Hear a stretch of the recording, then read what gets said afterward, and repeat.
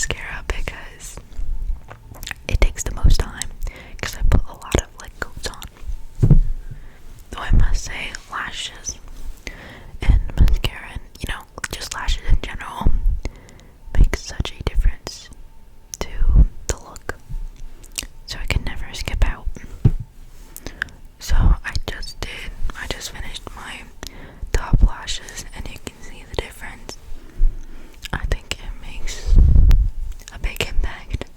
So now I'm gonna go in and do the bottom lashes. I must say I am so glad that makeup exists, because if my makeup looks good on a particular day, it usually shows in my mood and stuff, because if my makeup looks good, I'll be confident. When I'm confident, I'm just so much more happier on average, and I think a lot of people can relate to that, because like, if you know that you look great, you just present yourself great, you know what I mean, and you just feel that energy.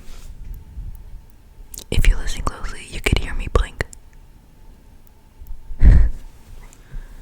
Now, before I call quits on my makeup routine, I'm going to go back in and darken any places in my brows